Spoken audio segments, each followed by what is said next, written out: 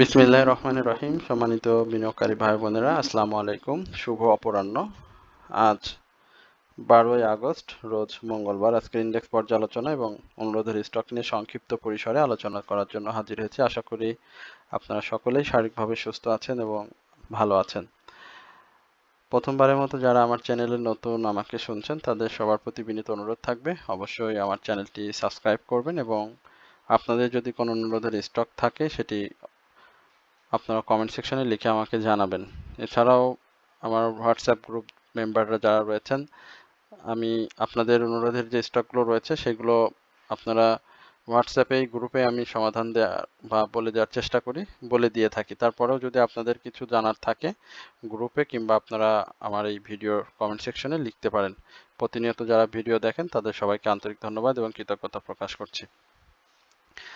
গতকালকে মার্কেটের যে ডাউন ট্রেন্ডটি ছিল 6 পয়েন্টের মতো, সেখান থেকে মার্কেট আজকে সারাটা দিন আমরা দেখেছিলাম মার্কেটের একটা র্যালি। মার্কেট তার মুভমেন্টটা ধরে রেখেছিল, কিন্তু সময় শেষের দিকে এসে বলবো যে একেবারে মার্কেট ক্লোজের আগে অর্থাৎ 1টার পরে মার্কেটে 1:30টার দিক থেকে মার্কেট ডাউন ট্রেন্ডে চলে আসে এবং মার্কেটের যে সাপোর্টটি ছিল গতকালকে আমরা বলেছিলাম যে 5310-15 এই জায়গা মার্কেটে একটা ভালো সাপোর্ট রয়েছে। মার্কেট এই সাপোর্টটাকে রেসপেক্ট যদি করে তাহলে আমরা মার্কেট এইখান থেকে আবারও মুভমেন্টে দেখতে পাবো।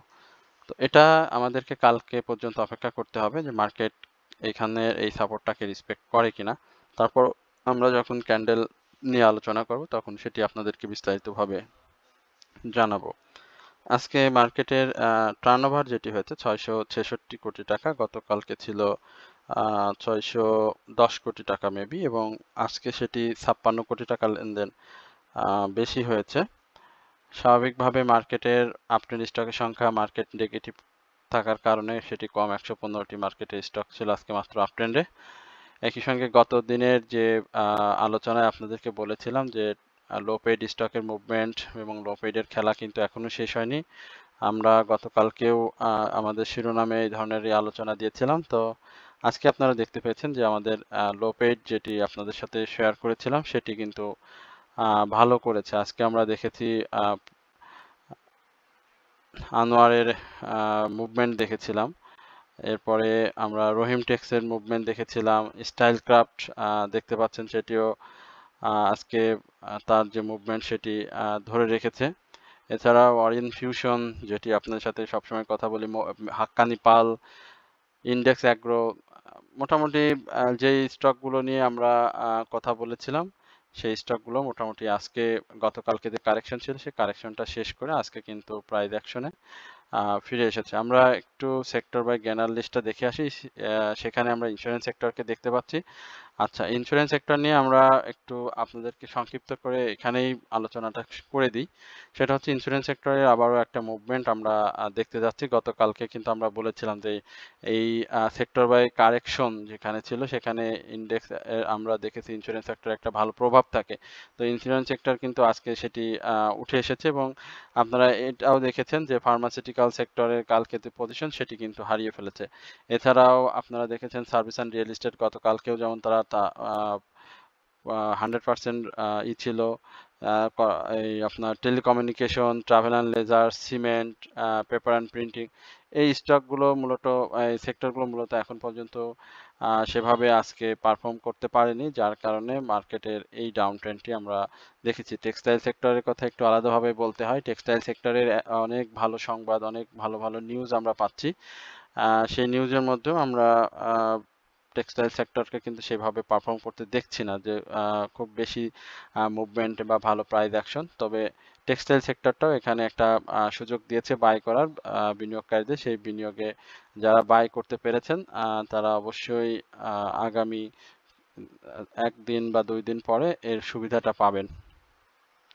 আমরা একটু চার্টটা দেখে আসি, চার্টের কি অবস্থা। চার্টের দেখতে পাচ্ছেন যে বিশাল একটি ডাউন ট্রেন্ড হয়ে গিয়েছে এবং একই সঙ্গে সেল সিগন্যাল যেটি সেটি তো গাঢ় এবং লাল এবং গত দিনের তুলনায় বড় হয়েছে। এই জায়গাটাতে আমরা সাপোর্টের কথা বলেছিলাম। এই যে আপনার মার্কেটে দেখতে পাচ্ছেন যে 5305 এখন যে সাপোর্ট বা 10-15 যেটি ছিল গত দিনে আমরা বলেছিলাম আপনার এই জায়গাটাতে মার্কেটের সাপোর্ট আমরা দেখতে পাচ্ছি এবং এই সাপোর্টটাকে মার্কেট রেসপেক্ট করবে এবং এই জায়গা থেকে মার্কেট আগামী দিনের যে মুভমেন্ট সেটা শুরু করবে। আর যদি সাপোর্ট ভেঙে ফেলে সেটার প্রশ্ন অনেকেই করেছেন, সেটি হচ্ছে 5272 এই জায়গাটাতে, তখন কিন্তু মার্কেট চলে আসবে। তো এই হচ্ছে মার্কেট নিয়ে আমার সংক্ষিপ্ত পরিসরে আলোচনা। এরপরে আপনারা যে স্টকগুলো নিয়ে কথা বলতে বলেছেন সেখান থেকে আমরা কিছু স্টক চয়েস করেছি এবং সেটি নিয়ে আলোচনা করছি। এখানে ওয়াইপিএল নিয়ে অনেকেই প্রশ্ন করেছিলেন হোয়াটসঅ্যাপ গ্রুপে, কমেন্ট সেকশনেও দুই একজনের দেখেছিলাম ওয়াইপিএল নিয়ে জিজ্ঞাসা। সেটি ওয়াইপিএল এর ব্যাপারটা হচ্ছে যে ওয়াইপিএল দেখেন এই একেবারে ডাউন লেভেল, যেটি বলো যে 8 টাকা 10 পয়সা তার যে ইয়ারলি লো, সেই ইয়ারলি লো থেকে সে 14 টাকা এই জায়গায় যায়। সেই 14 টাকা থেকে আবার একটা কারেকশন জোন নিয়ে সাইডওয়েজ মুভমেন্ট দিয়ে সে কিন্তু এই জায়গাটাতে চলে আসে 10 টাকা এবং এখন দেখেন 16 টাকা। তো ইঞ্জিনিয়ারিং সেক্টরের আমার ওয়াইপিএল জেড ক্যাটাগরির স্টক হলেও এটি আমার কাছে খুব ভালো লাগে এবং একসময় ছিল যখন জেড ক্যাটাগরিতে ছিল না। তো এখন যেটা করেছে সেটি খুব চমৎকার এবং নেক্সট টার্গেট তার সেটি হচ্ছে ইয়ারলি লো এর আশেপাশে সে একটা মুভমেন্টে চলে যাবে। আরএসআইটা স্বাভাবিকভাবেই বেড়ে গিয়েছে যেহেতু আজকে হল্টেড হয়েছে এবং যে ভলিউম করেছে সেখানে কিন্তু সেল প্রেশার একেবারে নেই বললেই চলে। 1 লাখ 1.5 লাখের মতো ভলিউম ছিল। তো আমরা এই জায়গা থেকে আগামীকালকে 17 টাকার ইভেন 17 টাকা 20 পয়সা এই জায়গাটাতে স্টকটিকে দেখব।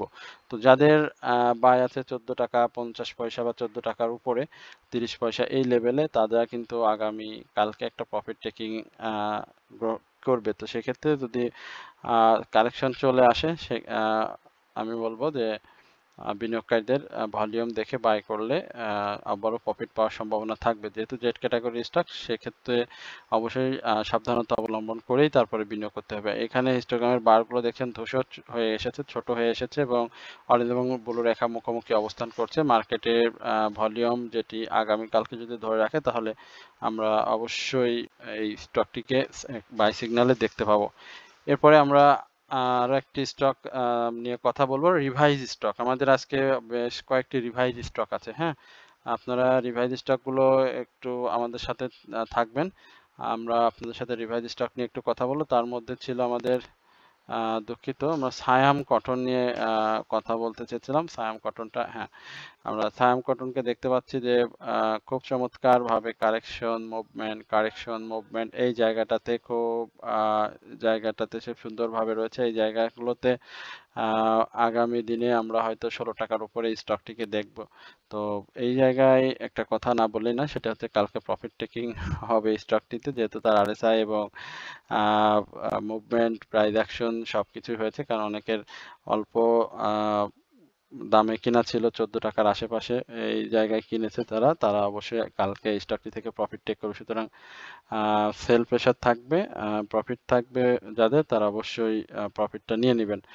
আমরা স্টকটিতে এই মুহূর্তে বাই সিগন্যাল রয়েছে, বাট আরএসআইটা রিস্কি রয়েছে। আমরা স্কয়ার ফার্মা, এটাও আমাদের রিভিশন স্টক। আমরা একটু রিভিশন স্টকটা দেখে আসি। স্কয়ার ফার্মা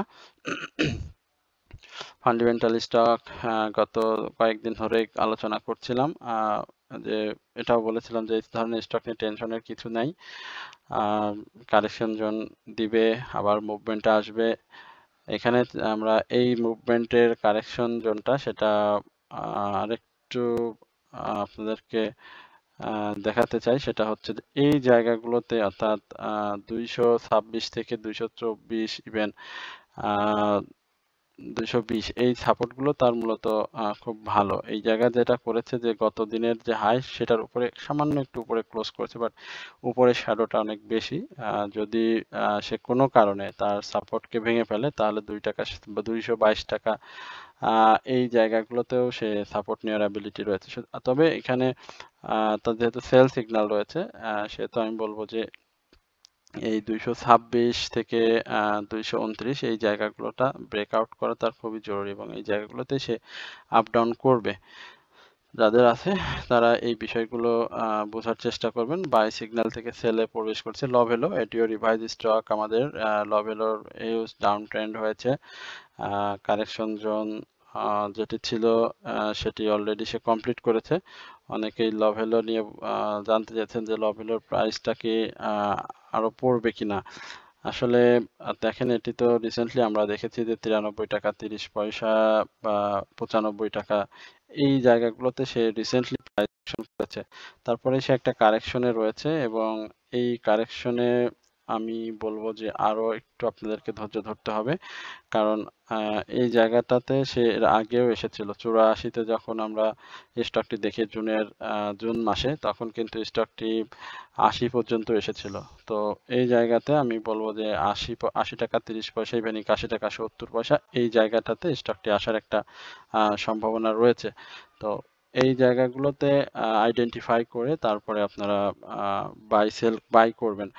আর যেহেতু বায়ার, আজকে আমরা দেখেছি যে স্টকটি আপনার হঠাৎ করেই বায়ার এবং সেলারদের একটা আনাগোনা এবং বাই সেল প্রায় সমপরিমাণ হয়েছে। সুতরাং আহ, যে কোনো মুহূর্তেই ভিন্ন কিছু হতে পারে, তবে সেটি অবশ্যই দূরদর্শিতা যদি থাকে সেটি আপনারা বুঝতে পারবেন। এরপর আমরা ইসলামী ব্যাংক নিয়ে করবো। ইসলামী ব্যাংক নিয়ে খুব চমৎকার একটা সাপোর্ট নিয়ে আছে ইসলামী ব্যাংক, অসাধারণ একটি সাপোর্ট। এই সাপোর্টটা রেসপেক্ট করবে, যেহেতু ইন্স্যুরেন্স সেক্টরের আমরা একটা মুভমেন্ট দেখতে পাচ্ছি, পাশাপাশি ব্যাংকিং সেক্টরও আজকে উঠে এসেছে অনেকটা আগে থেকে, ভ্যালু বৃদ্ধি পেয়েছে, লেনদেন বৃদ্ধি পাচ্ছে সেক্টরগুলোতে।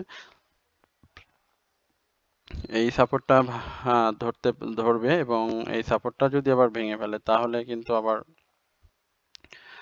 44 টাকা 40 পয়সা, অর্থাৎ 1 টাকা আরো ডাউন ট্রেন্ড বেশি আমাদেরকে দেখতে হবে, যেহেতু আরএসআইটা কারেকশন শেষ করেনি। আরএসআইটা কারেকশন আরেকটু হবে এবং সেক্ষেত্রে আমরা প্রত্যাশা করছি যে 44 টাকার এই লেভেলটা ইসলামী ব্যাংক টাচ করবে। এরপরে তবে ইসলামী ব্যাংকের বিষয়ে যেটি বলবো যে সময় বাড়ার সঙ্গে সঙ্গে যে কোনো মুভমেন্ট আমরা দেখতে পাবো মার্কেটে, এবং এই মার্কেটের মুভমেন্টের সাথে কিন্তু ব্যাংকিং সেক্টরের যদি 2-4টা স্টক পারফর্ম করে তার মধ্যে ইসলামী ব্যাংক থাকবে, সেটি আপনাদেরকে আবার আমি স্পষ্টভাবেই বলে দিলাম। এরপর আমরা মিডল্যান্ড ব্যাংক দেখি।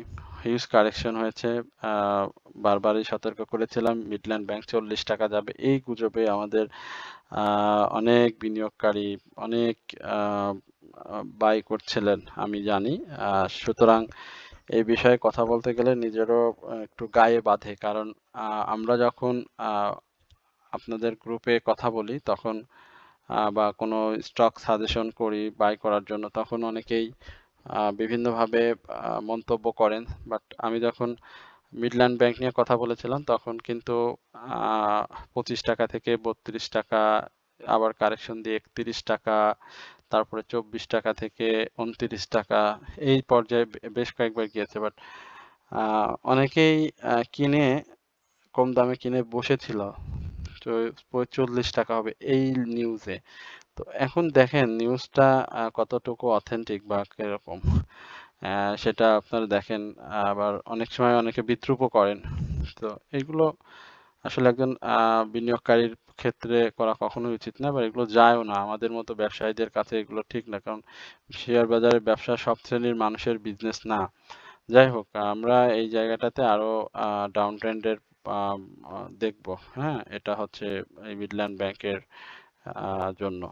তো 18 টাকা 18 টাকা 50 পয়সা এই জায়গাগুলোতে এসে মিডল্যান্ড ব্যাংক কারেকশন নিতে পারে। বাট হিস্টোগ্রামের বার যেহেতু ধূসর হয়ে গিয়েছে, সেক্ষেত্রে যদি ভলিউমটা আবার ক্যারি করতে পারে, যে ভলিউমটা সে একেবারেই ছেড়ে দিয়েছে, দেখতে পাচ্ছেন আগস্টে যে এসে যে ভলিউমটা ছেড়ে দিয়েছে, এই ভলিউমটা যদি সে আবার ক্যারি করতে পারে, যেটা সে মে মাসের দিকে করেছিল, তাহলে আবার সে মুভমেন্টে ফিরে আসবে। তো দেখা যাক সেটি করে কিনা। আমরা সেই প্রত্যাশায় রয়েছি যেন এই ভালো হয়।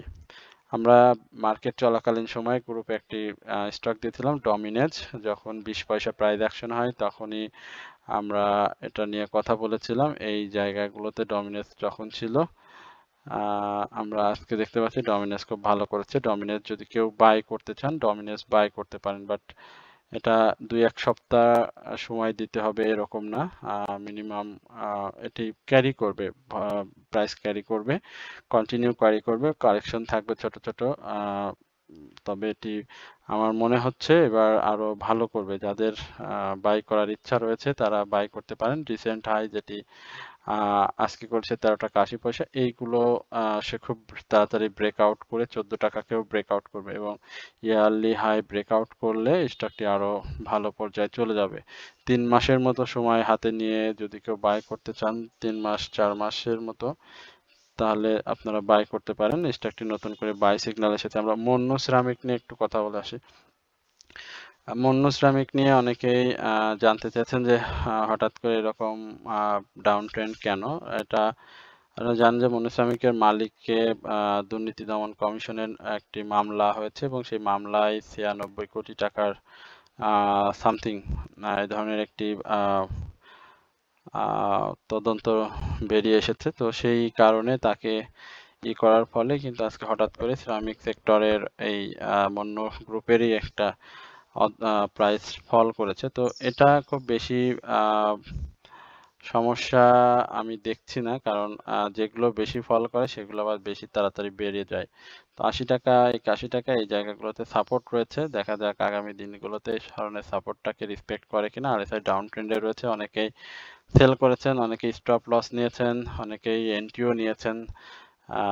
সবকিছুর সমন্বয় সবকিছুই থাকে। সুতরাং অনেকেই নতুন করে বায়ও করেছেন। তো আমি বলবো যে সম্ভাবনা শেষ হয়ে যায়নি, ভালো হবে। এরপর আমরা মাগুরা PLX নিয়ে একটু কথা বলি। এটার নিয়ে অনেক রয়েছে এখানটাতে।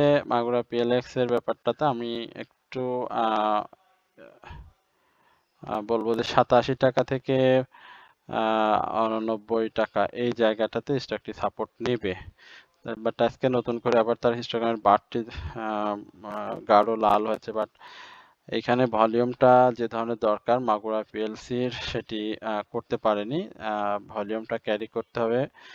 ইন্ডেক্সের মুভমেন্টে আজকে দেখেছেন কিছু লো পেড স্টকের যে মুভমেন্ট, সেই মুভমেন্টটা গতকালকেও আমরা মাগুরা PLC কে দেখেছিলাম কারেকশনে, আজকে কারেকশনে। সুতরাং আগামী দিন যদি এই কারেকশনটা শেষ করে এবং মুভমেন্টে না যায়, তাহলে কিন্তু খুব বেশি আমরা হয়তো মুভমেন্টে দেখব না। তবে স্টকটি সম্ভাবনাময়, সময় দিতে হবে। সময় দিলে অবশ্যই স্টকগুলো আরো ভালো করবে। এরপর আমরা আরেকটি স্টক নিয়ে কথা বলি, সেটি হচ্ছে ট্রাস্ট ইসলামী লাইফ ইন্স্যুরেন্স।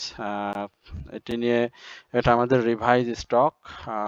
কথা বলেছিলাম একাধিকবার, আবারও কথা বলছি, রিসেন্ট কথা হয়েছে।